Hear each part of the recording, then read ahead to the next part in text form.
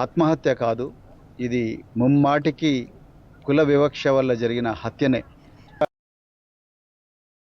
పోలీసులు ఈ బాధిత మహిళ ఆమె స్క్రీన్ షాట్స్ కానీ, ఆమె వదిలివేసి వెళ్ళిన సాక్ష్యాధారాలు కానీ ఏవి కూడా తీసుకోలేదు. అదేవిధంగా ఈ తల్లి కోటమ్మ, తండ్రి పాపయ్య వీళ్ళ స్టేట్మెంట్ రికార్డ్ చేయలేదు.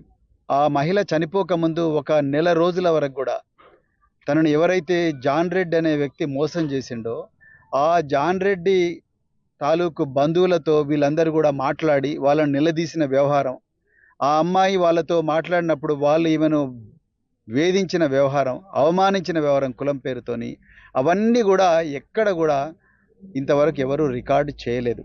నేను ఇవాళ రేవంత్ రెడ్డిని అడుగుతున్నా, రేవంత్ రెడ్డి నువ్వే హోంమంత్రివి ఇక్కడ తెలంగాణలో, నువ్వు హోంమంత్రిగా ఉండంగా మరి నీ కింద పనిచేసే పోలీసులు ఇంతవరకు కూడా ఒక ఎస్సీ వర్గానికి చెందిన మహిళ, బాగా చదువుకున్న మహిళ, Nizam institute of medical sciences అంటే నిమ్స్లో స్టాఫ్ నర్సుగా పనిచేస్తున్న ఒక విద్యావంతురాలు ఇంత దుర్మార్గమైన పరిస్థితుల్లో చనిపోతే కనీసం మీ పోలీసు వాళ్ళు ఇంటికి కూడా వచ్చి, సరూర్ నగర్ పోలీసులు కానీ ఎవరు కూడా ఇంటికి వచ్చి వీళ్ళ స్టేట్మెంట్ రికార్డ్ చేయలేదు.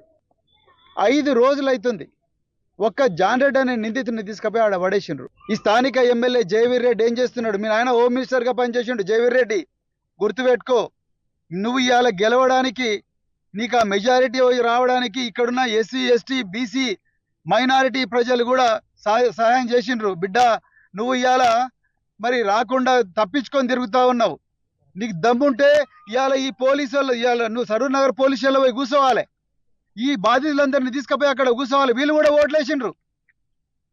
ఏమాత్రం సిగ్గున్న మీ రాహుల్ గాంధీ పట్టుకొని తిరుగుతున్నాడుగా రాజ్యాంగంలో 21వ అధికారం ఏం చెప్తున్నది? జీవించే హక్కు గురించి చెప్తా ఉన్నది. రాజ్యాంగంలో 14వ అధికారం ఏం చెప్తా ఉన్నది? సమానత్వపు చెప్తున్నది.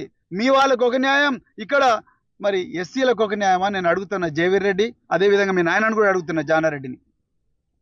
ఏమాత్రం సిగ్గున్నా శరం ఉన్నా కూడా ఇవాళ వీళ్ళందరినీ తీసుకొని నువ్వు సరూర్ నగర్ డీసీపీ దగ్గర, ఎల్బీ నగర్ డీసీపీ దగ్గర కూర్చోవాలి, లేకపోతే రాచకొండ కమిషనర్ పోలీస్ దగ్గర కూర్చోవాలి.